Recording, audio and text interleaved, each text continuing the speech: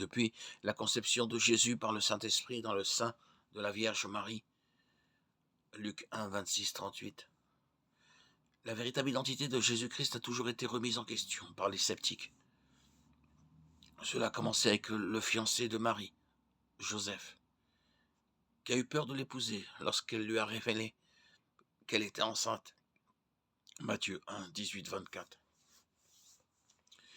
Il ne l'a prise comme épouse qu'après que l'ange lui a confirmé que l'enfant qu'elle portait était le Fils de Dieu. Des centaines d'années avant la naissance du Christ, le prophète Isaïe a prédit la venue du Fils de Dieu. Car un enfant nous est né, un fils nous est donné, et la domination reposera sur son épaule.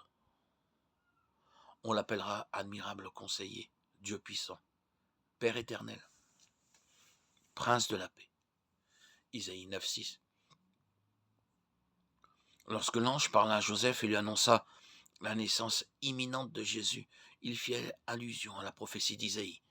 La Vierge deviendra enceinte, elle enfantera un fils, et on lui donnera le nom d'Emmanuel, ce qui signifie Dieu avec nous.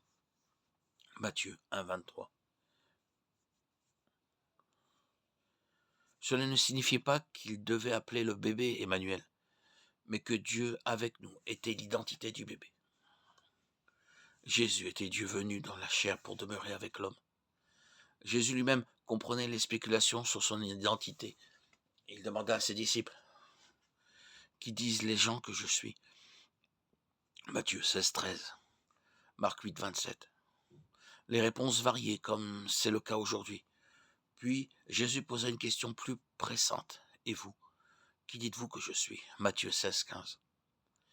Pierre donna la bonne réponse. « Tu es le Christ, le Fils du Dieu vivant. » Matthieu 16, 16. Jésus a confirmé la véracité de la réponse de Pierre et a promis que sur cette vérité, il bâtirait son Église. Matthieu 16, 18.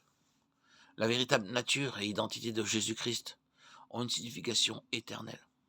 Chaque personne doit répondre à la question que Jésus a posée à ses disciples. « Et vous, qui dites-vous que je suis ?» Il nous a donné la bonne réponse de plusieurs manières dans Jean 14, 9, 10. Jésus dit « Qui m'a vu a vu le Père ». Comment peux-tu dire « Montre-nous le Père » ? Ne crois-tu pas que je suis dans le Père et que le Père est en moi ? Ce que je vous dis, je ne le dis pas de moi-même, mais le Père qui vit en moi fait son œuvre. La Bible est claire sur la nature divine du Seigneur, Jésus-Christ. Jean 1, 1, 14. Philippiens 2, 6, 7 dit que, bien que Jésus fût Dieu en nature, il n'a pas considéré comme une proie à exploiter d'être égal avec Dieu. Mais il s'est dépouillé lui-même en prenant une nature de serviteur, en devenant semblable aux hommes. Colossiens 2,9 nous dit « En Christ habite corporellement toute la plénitude de la divinité ». Jésus est pleinement Dieu et pleinement homme, et le fait de son incarnation est de la plus haute importance. Il a vécu une vie humaine, mais n'a pas possédé une nature pécheresse, comme nous. Il a été tenté, mais n'a jamais péché. Hébreux 2, 14, 18. Le péché est entré dans le monde par Adam, et la nature pécheresse d'Adam a été transférée à chaque bébé né dans le monde. Romains 5, 12. Sauf à Jésus. Parce que Jésus n'avait pas de père humain. Il n'a pas hérité d'une nature pécheresse. Il possédait la nature divine de son Père céleste.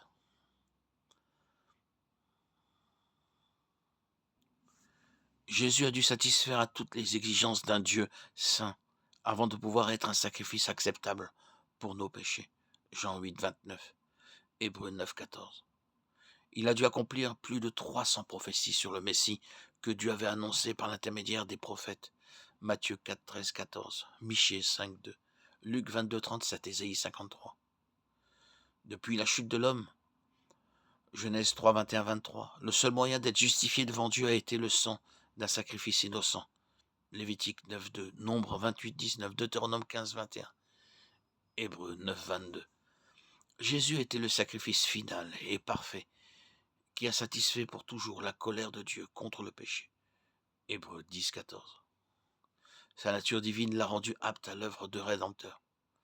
Son corps humain lui a permis de verser le sang nécessaire à la rédemption. Aucun être humain avec une nature pécheresse ne pouvait payer une telle dette. Personne d'autre ne pouvait remplir les conditions pour devenir le sacrifice pour les péchés du monde entier. Matthieu 26, 28. 1 Jean 2,2. Si Jésus n'était qu'un homme bon comme certains le prétendent, il aurait une nature pécheresse et ne serait pas parfait.